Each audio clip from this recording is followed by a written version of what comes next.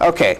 Pirates of the Caribbean on Stranger Tides is directed by Rob Marshall this time, director of Memoirs of a Geisha, 9, and Chicago. So he's mostly known for sort of these big, elaborate musicals. And he's taking over for Gore Verbinski on this latest Pirates movie, which is fairly removed from the rest of the series, with the exception of the Captain Jack Sparrow character, played by Johnny Depp. Of course, he returns.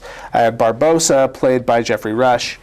The basic plot here is that Jack Sparrow hears little rumors going around that somebody else is posing as him and is putting together a ship to go look for the Fountain of Youth. He finds out who it is. It's Penelope Cruz, for some reason. And they have somewhat of a sordid history. So he decides to tag along with her, and finds out that she's actually just tagging along with Blackbeard, the famous scary magical pirate. And I mean really magical. I think there's actually less magic in a Harry Potter movie. So they're on their way on the ship to go find the Fountain of Youth, as well as Barbossa, who's now been hired by the British government to help find the Fountain of Youth before they do. And then, for some reason, there's these Spaniards who are also looking for the Fountain of Youth. They're all on their way there, and that's more or less the plot of the movie. But I feel like a lot of the other Pirates movies, specifically 2 and 3, it's a little overplotted and too long. I think you could have cut out the whole Spanish angle completely. It's very unnecessary.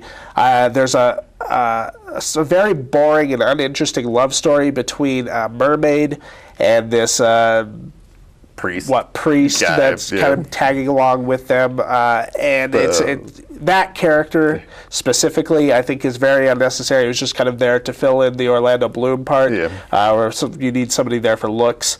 Someone take his shirt off. There's some fun set pieces in it, and I think there's some fun action scenes that kind of go on a bit too long usually.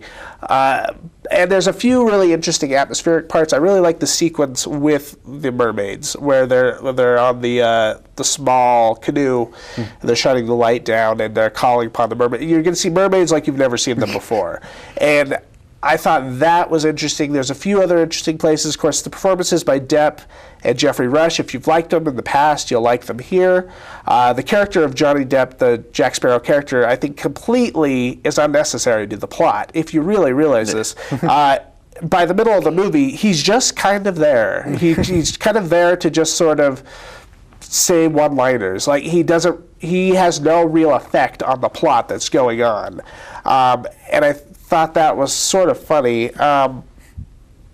So yes, this feels somewhat removed from the Pirates movies, but it still feels like it falls under the same trappings as the other Pirates sequels. I could have used about 3 less plots and about 32 minutes less of a movie. So I give it a C+. It's entertaining, but it's definitely kind of a clunky film. Yeah, no, I'm giving this one a C-.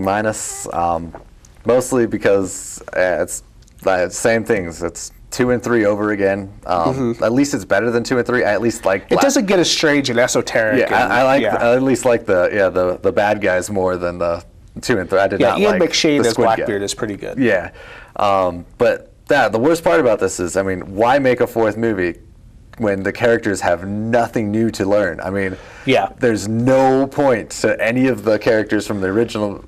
I guess, Johnny Depp's the only one from the original. But there's nothing new to his character. He's the exact same. I mean, he's the most stale character Johnny Depp's ever played, other than, I don't know. Mad Hatter? Other than the Mad Hatter, it's just the same thing over. It was interesting to see at first, and then, it seems like it's less and less rewarding every time you see it. Because, I feel like he had some kind of character development or something that happens. No, he doesn't. He's the same guy through the whole 4 movies. So I am more than tired of him. I did like Ian McShane very much, and Penelope Cruz I will never say ill of. Really? Well, well, okay, I won't say ill of her looks. Okay. The mermaids were, probably the best part of the movie. Totally awesome. But the Fountain of Youth, the entire Fountain of Youth plot line was the worst part. I mean, the Blackbeard you know, Penelope Cruz's My Daughter kind of thing was a lot more interesting. Yeah. Like, they could have just done a Blackbeard plot versus Blackbeard and everybody else in the world to the Fountain of Youth. It was like Rat Race. It was Rat Race with pirates, you know? I mean, who could get back to the casino the fastest, or to the locker? There was one cool Indiana Jones homage.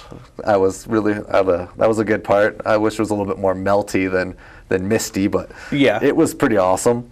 But yeah, the side characters were more interesting than most of the main characters in this. Yeah. And that was big downfall. Well, I think that's the problem with the film is that it doesn't know what to focus on. It has so many plot threads and plot elements and characters to focus on that nobody really takes center stage here. And because of that, the movie feels twice as long as it really is. So